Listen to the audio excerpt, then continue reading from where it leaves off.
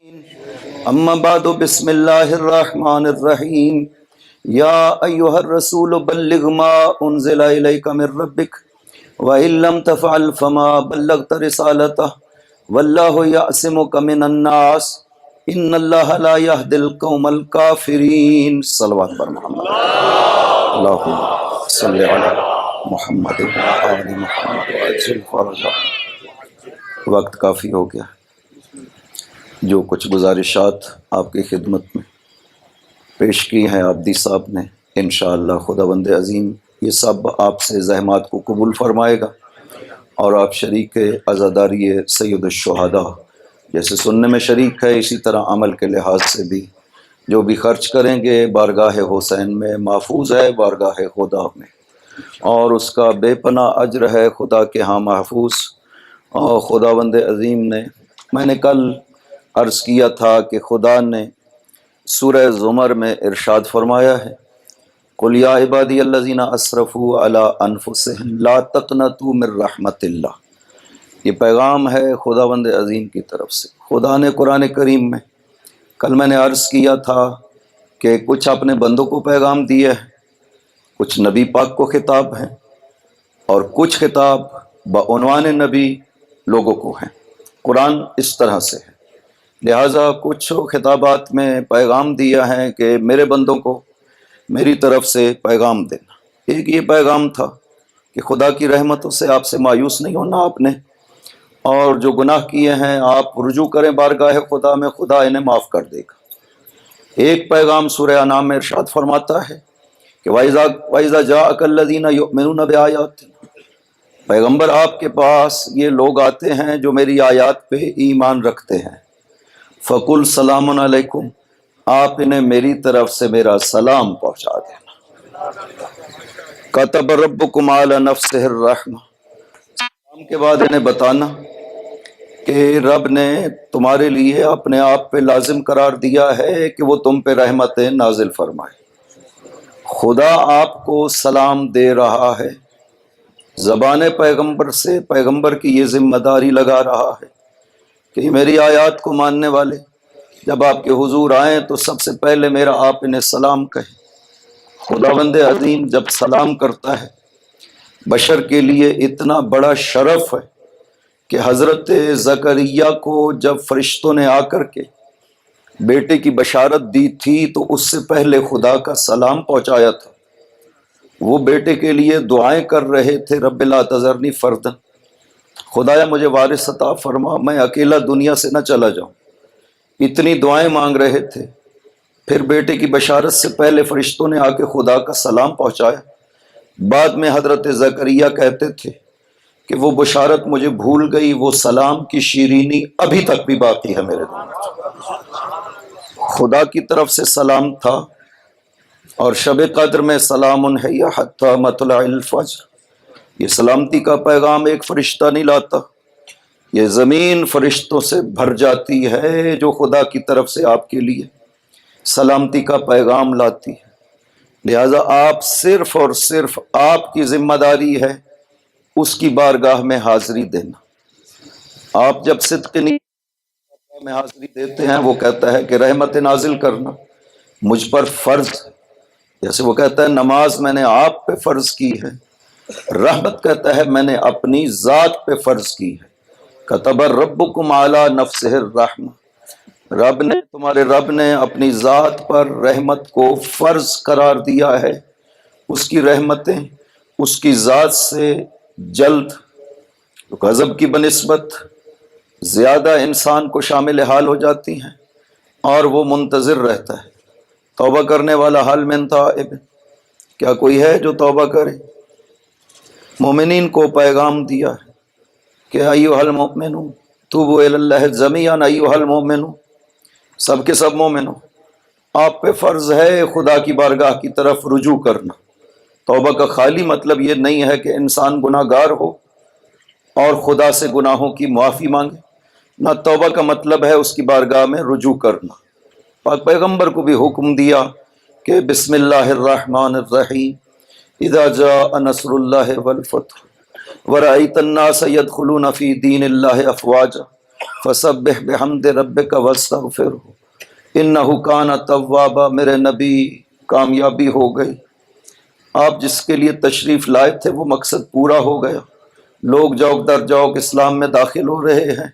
اب آپ تسبیح و تحمید خدا کریں، واستغفرہ، اس کی بارگاہ میں رجوع کریں، انہ کان توابا، وہ بہت زیادہ اپنی بارگاہ میں قبول کرتا ہے انہیں جو اس کی بارگاہ میں رجوع کرتے ہیں۔ خدا اس طرح وہ قبول کرتا ہے، اس کا وعدہ ہے میں قبول کرتا ہوں۔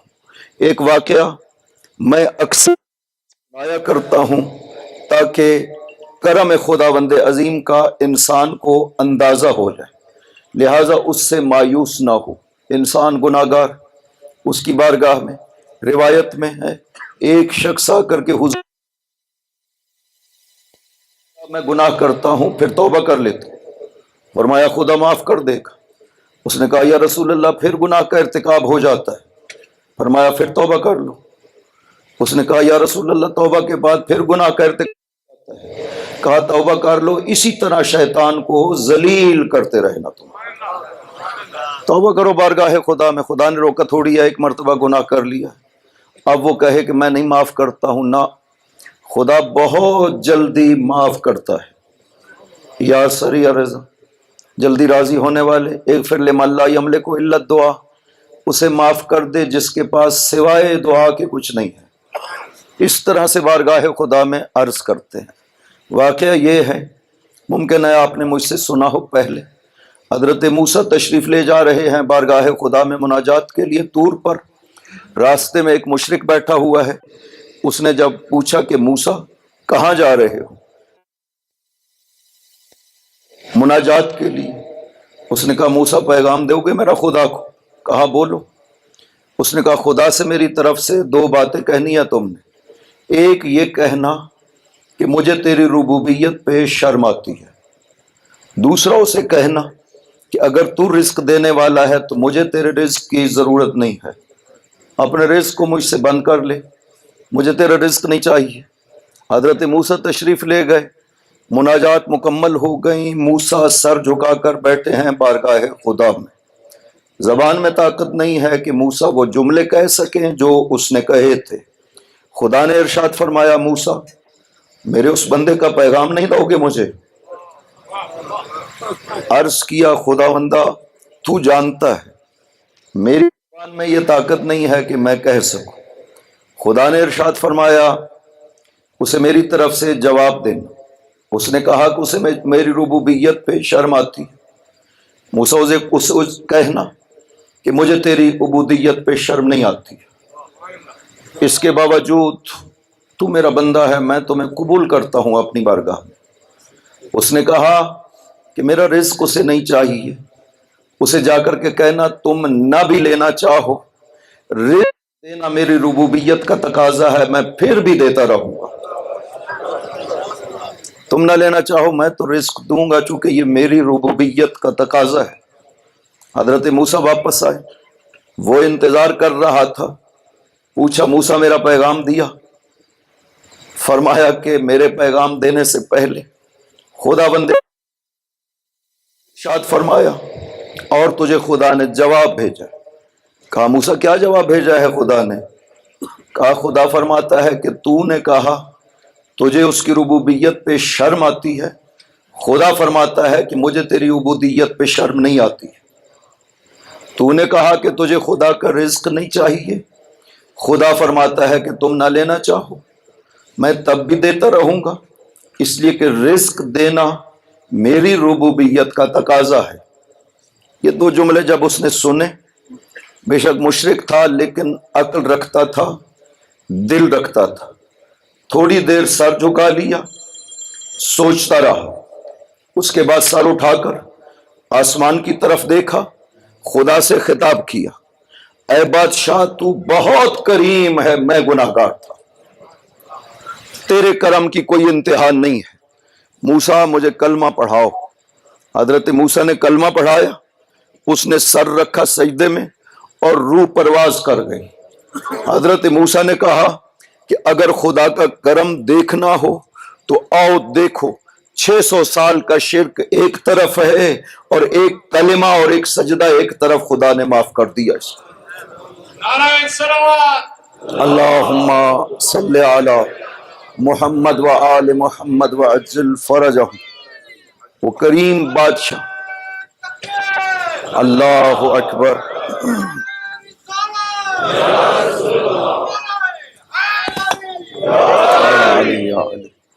وہ کریم بادشاہ اس طرح سے معاف کرتا ہے۔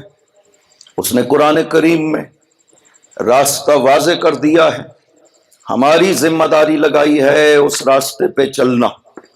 پیغمبر کو ارشاد فرمایا، یا ایھا الرسول بلغ ما انزل الیک من ربک، آپ پہ واجب ہے تبلیغ کرنا اس حکم کی جو ہم نے نازل کیا، تیرے رب کی طرف سے تجھ پہ نازل کیا گیا۔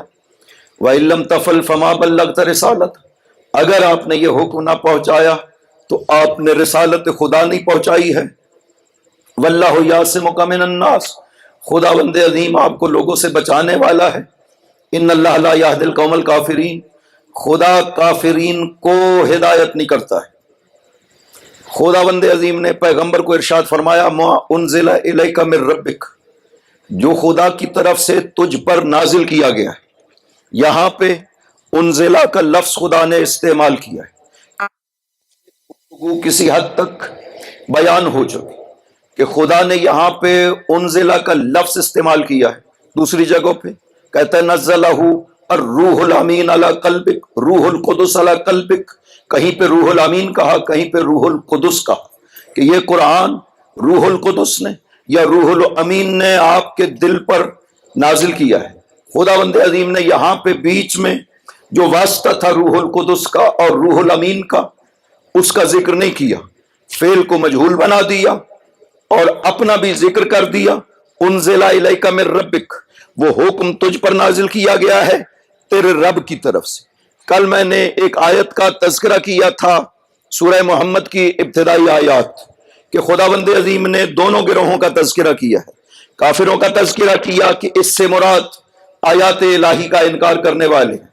عام کافر مراد نہیں ہے جنہوں نے خدا کا انکار کیا ہے، کیونکہ ان کے اعمال کی بات کر رہا ہے، اعمال کے اجر کو ختم کرنے کی بات کر رہا ہے، لہذا اضل اعمالہم، خدا فرماتا ہے میں ان کے اعمال کو تباہ کر دیتا ہوں جو میری آیات کا انکار کرتے ہیں۔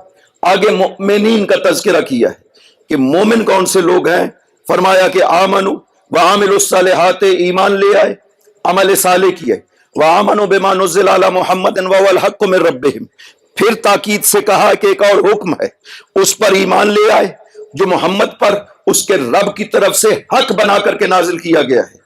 اب خدا فرماتا ہے کفر عنہم سیئاتہم، ان کے گناہوں کو معاف کر دے گا خداوند عظیم، وَأَصْلَحَ بَالَهُمْ، اور ان کے معاملات کی اصلاح فرمائے گا۔ اس آیت سے اگلا حصہ جو کل نہیں پڑھ سکے تھے، اس اگلے حصے میں خداوند عظیم نے اس کی وجہ بھی ذکر کی ہے۔ بہت کم موارد ہیں جہاں پر خداوند عظیم ایک حکم ذکر کرتا ہے اور اس حکم کی وجہ بھی ذکر کرتا ہے کہ یہ حکم ایسا کیوں ہے۔ قرآن کریم میں یہاں پہ خداوند عظیم وجہ بھی بیان کر رہا ہے، انکار کرنے والوں کو ہم ایسا کیوں کریں گے کہ ان کے اعمال تباہ کر دیں گے، مان لینے والوں کو ہم کیوں کریں گے کہ ان کے گناہوں کو معاف کر دیں گے۔ وجہ کیا ہے؟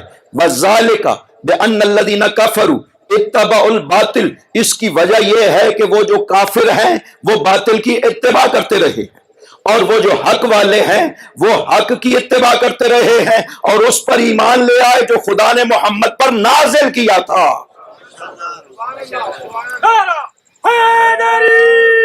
یا علی یا علی والذین آمنوا اتبعوا الحق، وہ اللہم یا علی، خداوند عظیم نے وجہ بھی بیان کی ہے۔ اس کی وجہ یہ ہے کہ انہوں نے باطل کی پیروی کی، یعنی اپنا امام، اپنا رہبر باطل کو بنا لیا، اس کا نتیجہ یہ نکلا کہ خدا کہتا ہے ان کے عمل سارے باطل ہو جائیں گے۔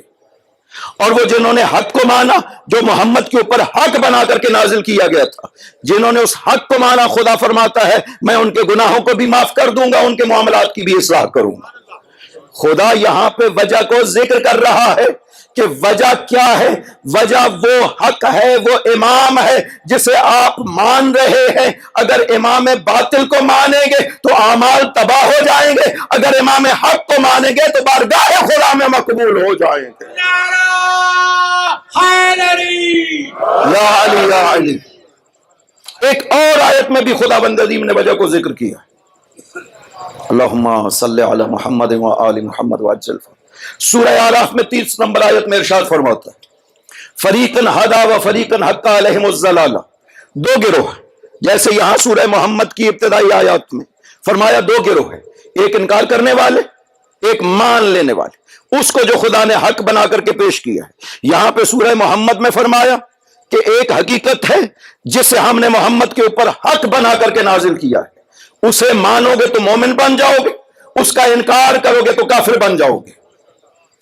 اسی حقیقت کو خداوند عظیم نے کھول کر کے سورہ اعراف کی 30 نمبر آیت میں ذکر کیا ہے، فریقاً ہدا و فریقاً حق علیہم الضلالہ، گروہ دو ہو گئے، ایک ہے ہدایت یافتہ، ہدایت پا گئے، اور ایک گروہ وہ ہے حق علیہم الضلالہ جن کے اوپر ضلالت اور گمراہی مسلم ہو گئی، گمراہی سے نہیں نکل سکتے۔ یہاں پہ خدا سے اگر وجہ پوچھی جائے، بار الہ وجہ کیا ہے کہ یہ ہدایت یافتہ ہو گیا گروہ، اور ایک دوسرا گروہ ایسا ہو گیا حق علیہم الضلالہ، ضلالت ان پہ ثابت ہو گئی، گمراہی ان پہ ثابت ہو گئی، گمراہی سے کبھی نہیں نکل سکتے۔ وجہ کیا ہے؟ خدا وجہ ارشاد فرماتا ہے انہم اتخذوا الشیاطین اولیاءہم ویحسبون انہم مہتدون، انہوں نے شیطانوں کو اپنا ولی مانا ہے۔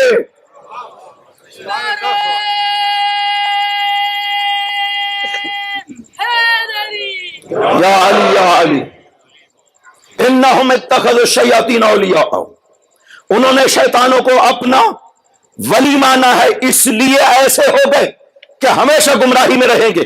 خدا نے منع کیا ہے کہ جو دشمن خدا ہے اسے اپنا ولی نہیں بنا سکتے، ولی بنانا ہمارا اختیار نہیں ہے، ولی کا معین اور تعیین کرنا خداوند عظیم کا اختیار ہے۔ یہ حدیث میں پہلے ذکر کر چکا ہوں، حتیٰ پیغمبر نے فرمایا یہ میرا اختیار بھی نہیں ہے، یہ اختیار ہے خدا کا۔ لہذا اس آیت میں فرمایا ما انزل الیک من ربک، یہ حکم ابھی ہم نے نازل نہیں کیا آپ کے اوپر، سیغہ ماضی، فعل ماضی، یعنی یہ عمل پہلے انجام پا چکا ہے، یعنی حکم آپ کے اوپر پہلے سے نازل ہو چکا ہے، اس کا اعلان کرنے کا وقت اب آیا ہے میرے نبی، اب اس کا اعلان کرو۔ اللہ اکبر۔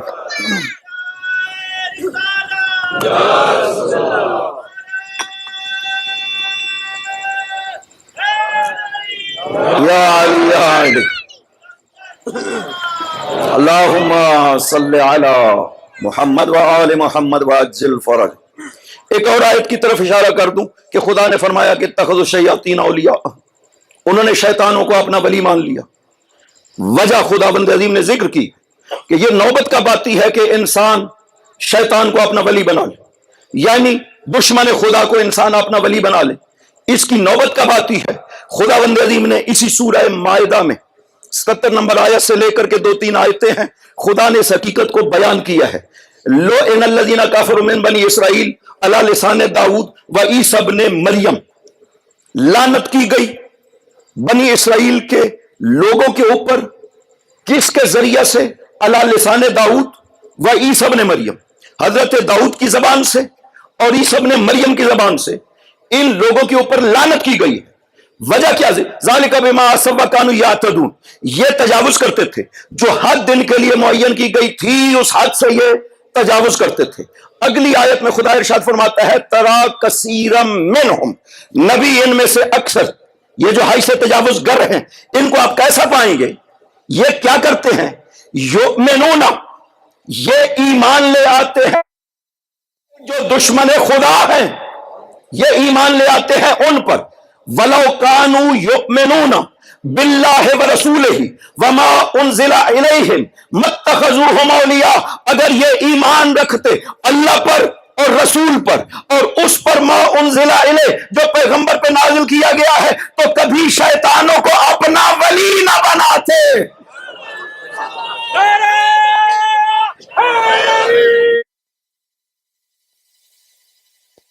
محمد بلندر صلوات. اللہم صلی علی محمد و آل محمد. ہمارے دیگر صلوات. اللہم صلی علی محمد و آل محمد وعجل فرج. خدا صاف فرما رہا وَلَوْ كَانُوا يُؤْمِنُونَ بِاللَّهِ وَرَسُولِهِ، اگر یہ ایمان لے آتے اللہ پر اور رسول پر اور کس پر، وَمَا أُنزِلَ إِلَيْهِ، اور جو پیغمبر پر نازل کیا گیا ہے اس پر ایمان لے آتے، تو پھر مَتَّخَذُوهُمْ أَوْلِيَاءَ، یہ کبھی بھی انہیں اپنے ولی نہ بناتے جنہیں نہ بنایا ہے ولی. اس کا مطلب ہے کہ دو مطلب ہیں. ایک وہ ولی ہے جسے خدا کہتا ہے کہ ولی مانو، اگر کوئی اس کو ولی مان لے تو پھر شیطانوں کو کبھی بھی ولی نہیں مان سکتا ہے. ولی شیطانوں کو تب ہی مانا جاتا ہے جب اس کا انکار کیا جاتا ہے جس کو خدا کہہ رہا ہے ولی مانو.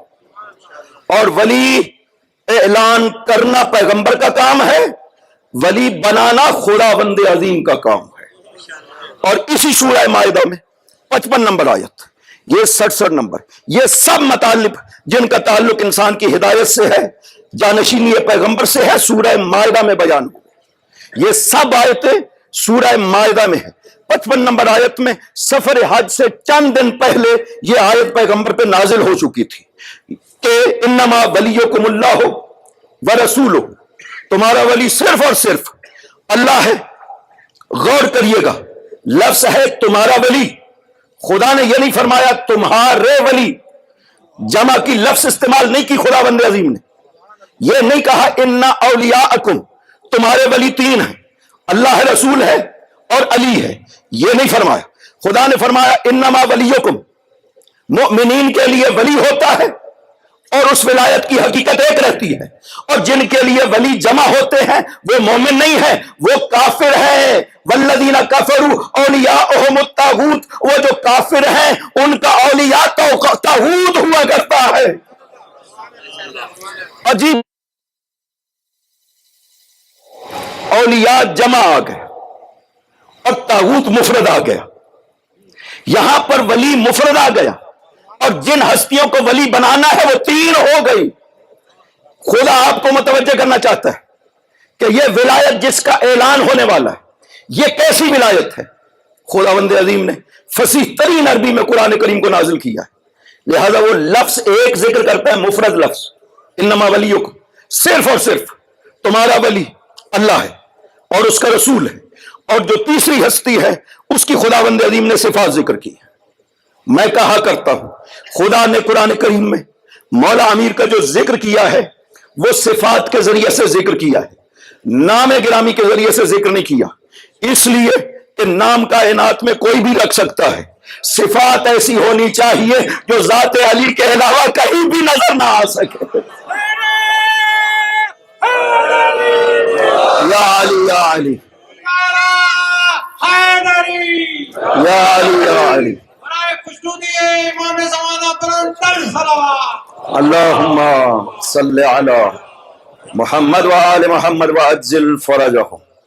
اس ہستی کی صفات ذکر کی کہ وہ ہستی جو نماز کو قائم کرتی ہے اور رکوع کی حالت میں مومن ہستی ہے، جو نماز کو قائم کرتی ہے اور رکوع کی حالت میں زکات دینے والی.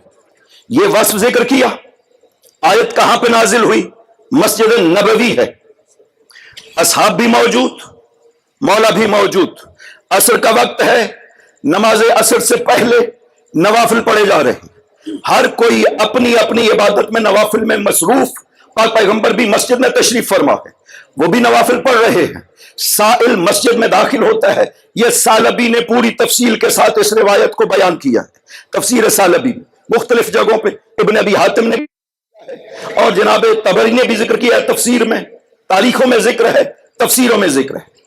جناب سالبی نے مکمل تفصیل کے ساتھ اس واقعہ کو ذکر کیا ہے کہ نماز پڑھ رہے تھے. آپ نے سنا ہوا، صرف وہ ایک دو لفظ ہیں جن کی خاطر میں یہ بات آپ کو کہہ رہا ہوں کہ سائل نے آ کر کے سوال کیا کہ مجھے مدد چاہیے اور کوئی میری مدد کرے، کسی نے مدد نہ کی۔ سائل نے بارگاہ خدا میں عرض کیا کہ خدا بندہ تیرے نبی کی مسجد میں آیا ہوں، میں نے سوال کیا ہے اور کسی نے میری مدد نہیں کی ہے۔ سائل کی آواز جب پہنچی وہاں پر جہاں پر علی حاضر تھے بارگاہ خدا میں، وہاں سے علی نے سائل کی آواز سنی۔ مولا علی رکوع کی حالت میں تھے، سائل کو اشارہ کیا۔ حضرت علی کی انگوٹھی نماز میں خصوصیت کے ساتھ اسی انگلی میں ایک انگوٹھی پہنا کرتے تھے جو صرف نماز کے وقت پہنا کرتے تھے۔ حضرت سائل کو اشارہ کیا، سائل نے آ کر کے انگوٹھی لی، دروازے سے نکل رہا تھا، پاک پیغمبر تشریف فرما ہے۔ پاک پیغمبر نے پوچھا حل اعطاک احد، کیا کسی نے تجھے کچھ عطا کیا؟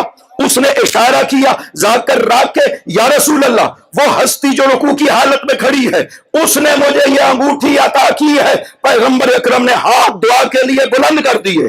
خدا بندہ میرے بھائی موسیٰ نے تو اس سے سوال کیا تھا کہ بارے الہ میرے لیے میرے خاندان سے وزیر میرے بھائی ہارون کو قرار دے جو میرا دست و بازو بنے۔ بارے الہ انا محمد حبیبوں کا و صفیوں کا، میں تیرا حبیب بھی ہوں میں تیرا صفی بھی ہوں۔ جیسے موسیٰ نے مانگا تھا میں بھی کہتا ہوں ربار الہ میرے لیے میرے خاندان سے میرا وزیر بنا، علی کے ذریعے سے میرے بازوؤں کو تقویت فرما۔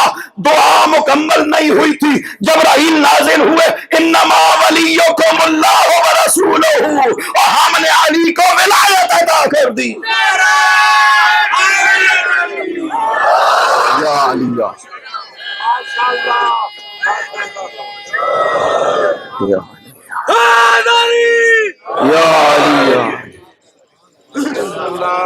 یہ اللہم صلی علی محمد و آل محمد و عجل فرجہ، یہ 55 نمبر آیت میں خدا بند عظیم مائدہ میں ارشاد فرماتا ہے۔ یہ آیت چند دن پہلے پیغمبر اکرم پہ نازل ہو چکی تھی۔ پاک پیغمبر نے خدا بند عظیم سے ولایت امیر المؤمنین کے حوالے سے خدا بند عظیم چاہتا ہے کہ پیغمبر اعلان فرمائے، لہذا جبرائیل نازل ہوئے اور انہوں نے یہ عرض کیا کہ خدا کا یہ حکم ہے کہ آپ اعلان فرمائیے۔ پاک پیغمبر نے خدا بند عظیم سے عرض کیا کہ بارے الہ انہم حدیث عہد، نئے نئے مسلمان ہیں، بہت سے لوگ نئے نئے مسلمان ہیں، فتح مکہ پہ ایک بہت بڑی اکثریت، پھر منافقین موجود ہیں۔ بارے الہ یتہمونی، یہ مجھے متہم کریں گے، یہ وہ خوف ہے جو پیغمبر بیان کرنا چاہتے تھے۔ بارے الہ یہ مجھے متہم کریں گے کہ حابہ ابن امی، کہ آپ نے اپنے چچا کے بیٹے کی حمایت میں یہ اعلان کیا ہے، خدا نے یہ نہیں فرمایا۔ جھٹلایا جاؤں گا، یکذبونی، یہ مجھے جھٹلائیں گے جو منافقین ہیں۔ واضح ہے بڑے بزرگ صاحب موجود تھے، قبول کرنے والے موجود تھے، ان کی بات نہیں کر رہا۔ پاک پیغمبر کو جو بہت مسئلہ درپیش رہا ہے نا، وہ منافقین کا ایک مسئلہ ہے، بہت زیادہ اہمیت کے خدا قرآن میں کہتا رہا جاہد الکفار والمنافقین، میرے نبی جہاد کریں کفار کے ساتھ اور منافقین کے ساتھ۔ یہ کیوں خدا ارشاد فرما رہا؟ اگر صرف 12 بندے منافق تھے پاک پیغمبر، کیوں خدا کہہ رہا ہے کہ جہاد کریں کافروں کے ساتھ بھی اور منافقین کے ساتھ؟ میں یہ بیان کروں گا کہ کافرین کے ساتھ جو جہاد ہوا ہے وہ تو پتہ ہے سب کو، اس پہ عمل پیغمبر نے کب کیا ہے جو فرمایا جاہد المنافقین، منافقین کے ساتھ جہاد کرو۔ وَمِمَّنْ حَوْلَكُمْ مِنَ الْأَعْرَابِ مُنَافِقُونَ وَمِنْ أَهْلِ الْمَدِينَةِ مَرَدُوا عَلَى النِّفَاقِ، پیغمبر یہ مدینہ کے اطراف میں جو عرب ہیں یہ مشرک منافق ہے، اسلام قبول کر چکے ہیں منافق۔ اٹھائیے تفسیر ہے اس آیت کے ذیل میں خدا بند عظیم نے کن کن کا بیان کیا ہے۔ مفسرین نے لکھا ہے کچھ قبیلے تھے جو اطراف مدینہ میں رہتے ہیں، بنی اسلم، بنی غفار، جوہینہ، مزینہ، ان 4 قبیلوں کو خصوصیت کے ساتھ کہا گیا۔ مفسرین نے اسی آئے خدا جو کہہ رہا ہے وَمِمَّنْ حَوْلَكُمْ مِنَ الْأَعْرَابِ مُنَافِقُونَ، یہ جو آپ کے اطراف میں مدینہ کے اطراف میں موجود ہیں عرب، یہ منافق۔ وَمِنْ أَهْلِ الْمَدِينَةِ مَرَدُوا عَلَى النِّفَاقِ، یہ اہل مدینہ بھی نفاق میں رچ بس چکے ہیں۔ اتنی کثرت سے منافقین کے ساتھ واسطہ، پیغمبر کیوں نہ کہیں کہ یہ مجھے متہم کریں گے، یہ باتیں بنائیں گے؟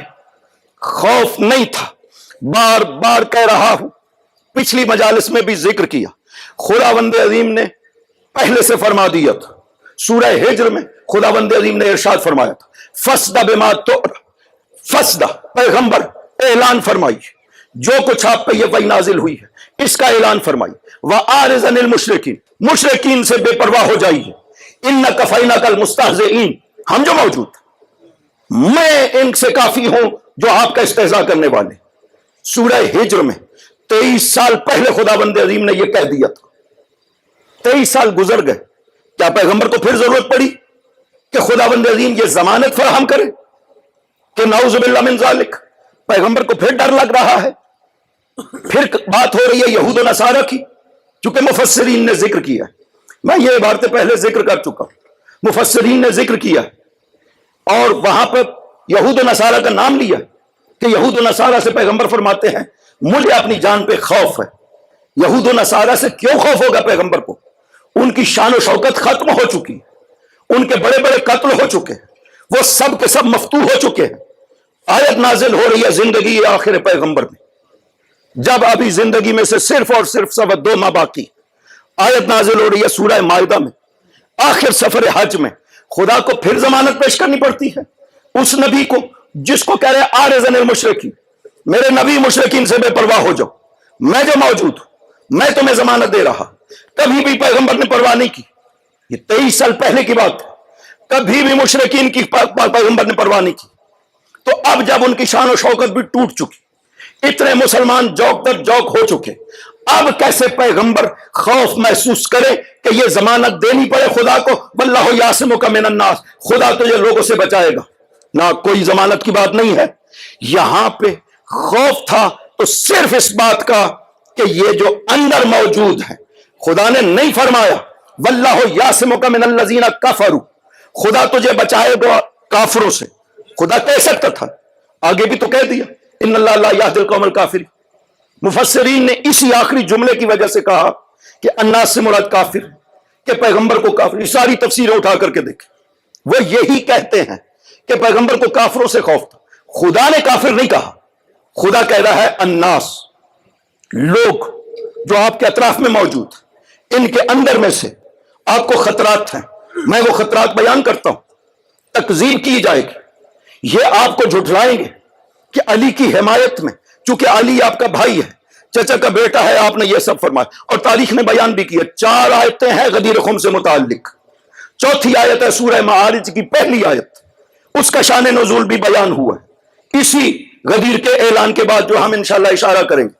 4 آیتیں ہیں خداوند عظیم جس میں اس حقیقت کو بیان کر رہا، ایک آیت یہی ہے جس کا ہم ذکر کر رہے ہیں، ایک آیت 3 نمبر ہے سورہ مائدہ کی جس کی طرف اشارہ ہو چکا، الیوم یئس الذین کفروا من دینکم، یہ کافر اب مایوس ہوگا اور پھر یہ انشاءاللہ بیان ہوگی۔ ایک آیت ہے جس میں ارشاد فرمایا الیوم اکملت لکم، اسی آیت نمبر 3 کے بیچ میں الیوم اکملت لکم، یہ اور چوتھا وہ حصہ ہے کہ سال سائل بعذاب واقع، یہ خداوند عظیم اس طرح سے حجت کو تمام کر رہا ہے، پیغمبر کی ذمہ داری لگا رہا ہے کہ پیغمبر آپ یہ بیان کریں۔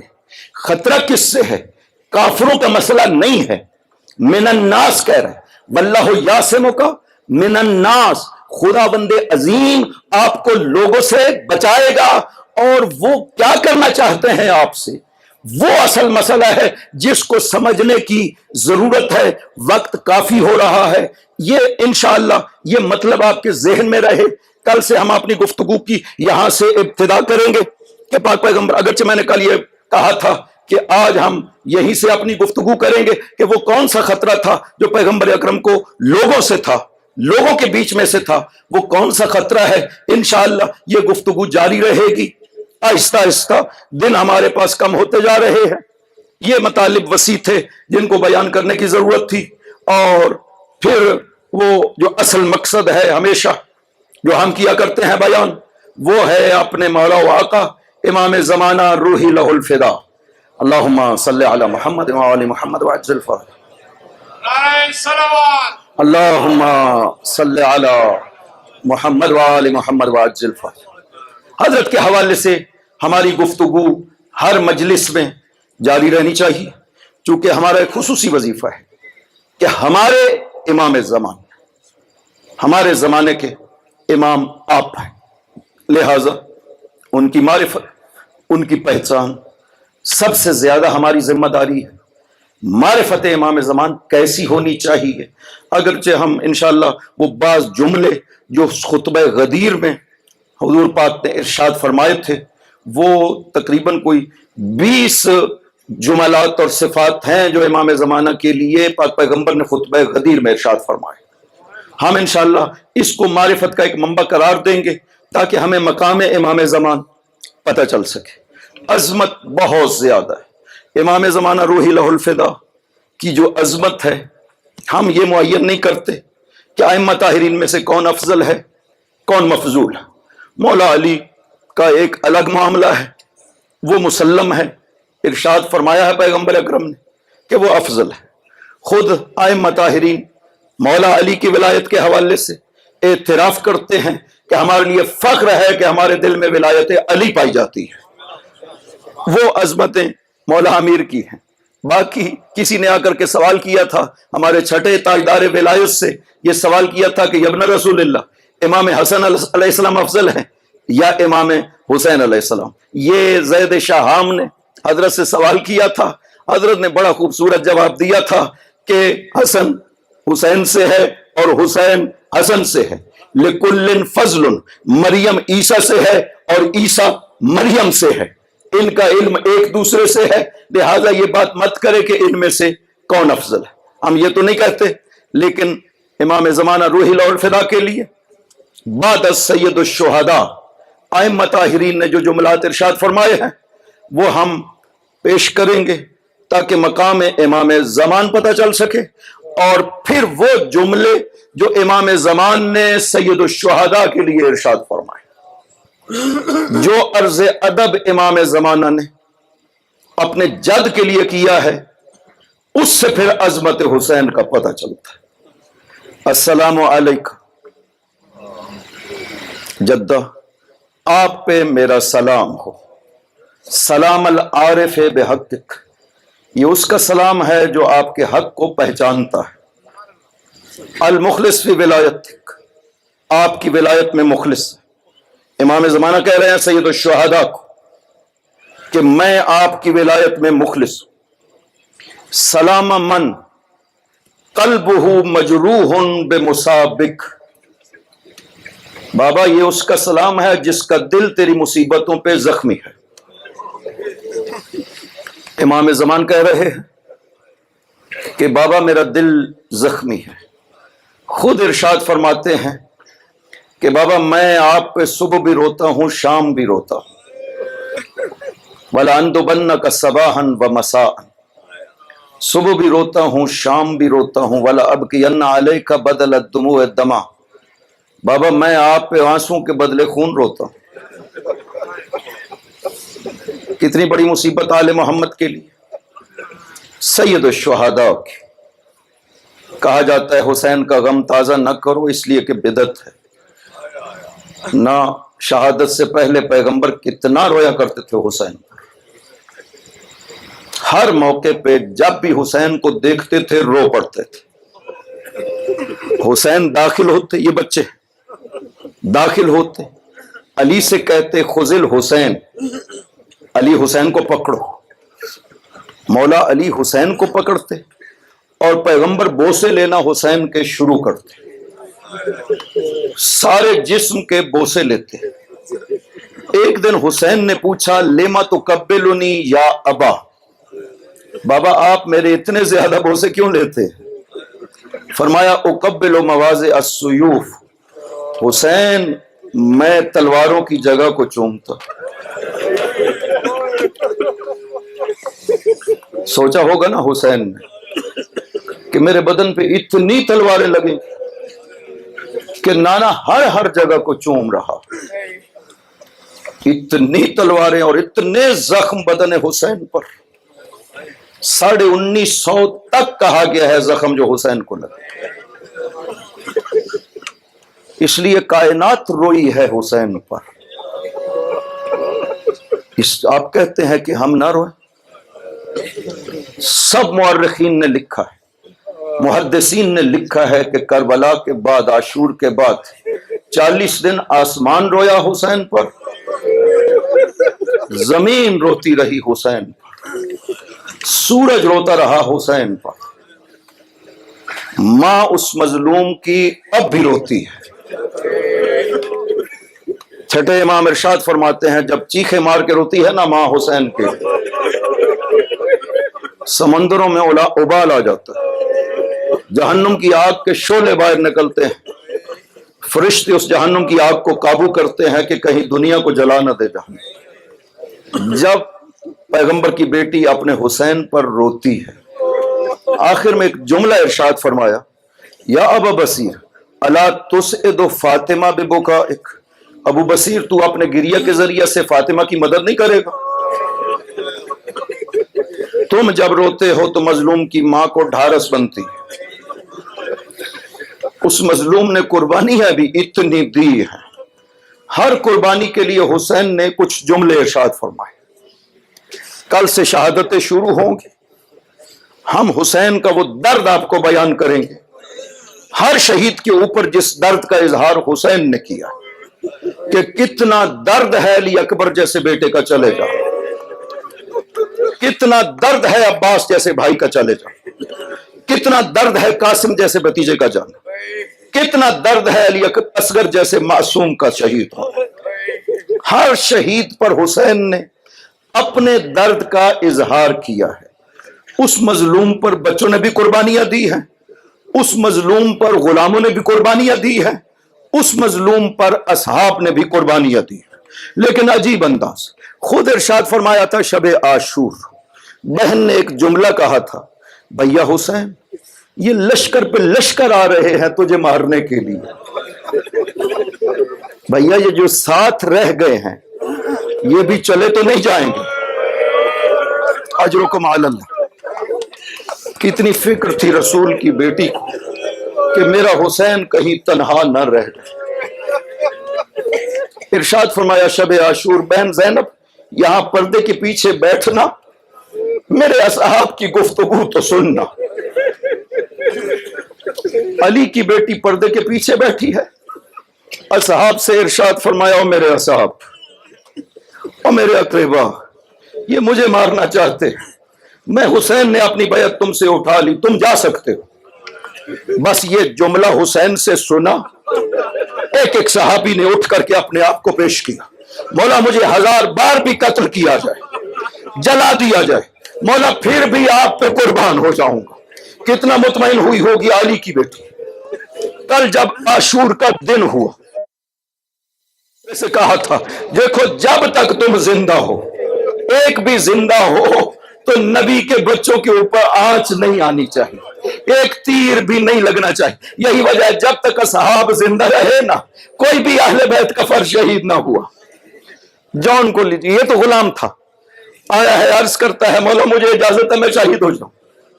فرمایا جون، یہ جناب ابو ذر کا غلام تھا، ان کی وفات کے بعد آل محمد کے ساتھ رہتا تھا، خدمت کرتا تھا۔ کہا جون تم اچھے وقتوں میں ہمارے ساتھ رہتے تھے، اب ہم مشکل میں ہیں، میں تمہیں اجازت دیتا ہوں چلے جاؤ، ہماری وجہ سے مشکل میں گرفتار نہ ہو جاؤ۔ جون قدموں پہ گر گیا، حسین کے پاؤں کو چوم رہا ہے، مولا مجھے اجازت دے دیں، مولا میں سیاہ رنگ ہوں، میرے خون سے پو آتی ہے، مولا میرا حسب کم ہے، مولا اگر اجازت دیں گے نا میں شہید ہو جاؤں گا، میرا چہرہ سفید ہو جائے گا، میرے خون میں خوشبو پیدا ہو جائے گی۔ پاؤں کو چوم رہا ہے، تب تک چومتا رہا جب حسین نے اجازت دے دی۔ اجازت لے کر کے یہ گیا مقتل میں، یہ پیدل جنگ کر رہا تھا، اس نے جوہر شجاعت دکھائے۔ ایک مرتبہ جب اس کو ضربت لگی ہے، یہ گر جاتا ہے زمین پر، غش کھا جاتا ہے، اور غش کی حالت میں جب یہ ہوش میں آتا ہے ایک مرتبہ دیکھتا ہے اس کا سر حسین کی گود میں ہے، اپنے رخسار کو جون کے رخسار پہ رکھا ہوا ہے، اللہم بین وجہہ، اور خدایا اس کے چہرے کو سواد کر دے۔ اجرکم علی اللہ۔ یہ تھا غلام، ایک ہے حر۔ یہ مثال دی ہے غلام نے کہ حسین پہ کیسے قربان ہوا جاتا ہے، ایک مثال پیش کی ہے حر نے۔ عاشور کی صبح کو جب لشکر منظم ہو رہے ہیں، ابن سعد کے پاس آ کر کے کہتا ہے ابن سعد اتقاتل الرجل، کیا تو حسین سے جنگ کرے گا؟ اس نے کہا بڑی عظیم جنگ ہوگی، سر کٹ کٹ کے گریں گے۔ یہ وہاں سے پیچھے ہٹا، پچھلے قدموں پہ آہستہ آہستہ ہٹ رہا ہے۔ قرہ ابن قیس نے دیکھا، محسوس کیا، کہا حر لگتا ہے تو جنگ میں شریک نہیں ہونا چاہتا۔ کہا قرہ تم نے آج اپنے گھوڑے کو پانی پلایا ہے، اجرکم علی اللہ۔ بتانا چاہتا ہے اور مسلمانوں تم تو اپنے جانوروں کو بھی پانی پلا رہے ہو، پیاسے ہے تو حسین، پیاسے ہے تو حسین کے بچے پیاسے ہیں کربلا میں، اجرکم علی اللہ۔ یہ کہہ کر کے حر چلا۔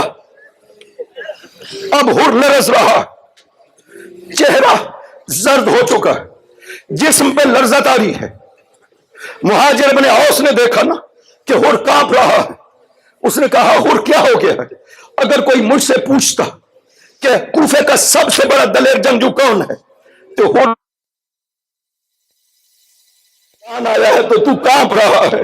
حر نے کہا جنگ سے نہیں کانپ رہا ہوں، میں جنت اور جہنم کے بیچ میں کھڑا ہوں، میں کیا کروں، جنت کی طرف جاؤں یا جہنم کی طرف جاؤں؟ یہ کہہ اپنے گھوڑے کو ایڑ لگائی، حسین کی جنت کی طرف جاؤں گا، تمہاری جہنم میں نہیں جاؤں گا۔ جب آیا نا حسین کے قریب، گھوڑے سے اترا۔ عرب میں دستور ہے جب کوئی بے بس ہو جاتا ہے نا تو اپنے ہاتھوں کو اس طرح سے سر پہ رکھ لیتا ہے۔ حور نے اپنی ڈھال کو الٹ لیا، اپنے ہاتھوں کو سر پہ رکھ لیا، حسین کی خدمت میں آ کے عرض کرتا ہے مولا یہ گناہگار حاضر ہوا ہے، کیا میرے گناہوں کو معاف کر دیں گے؟ مولا میں تھا جو آپ کو اس بیاباں میں لے آیا، مولا میں پچھتا گیا، مجھے معاف کیجئے۔ اس کریم نے اٹھا کر کے کہا حر سر کو بلند کرو، تم حر ہو، تمہاری ماں نے تمہیں حر کہا۔ وَسَيَعْلَمُ الَّذِينَ ظَلَمُوا أَيَّ مُنْقَلَبٍ يَنقَلِبُونَ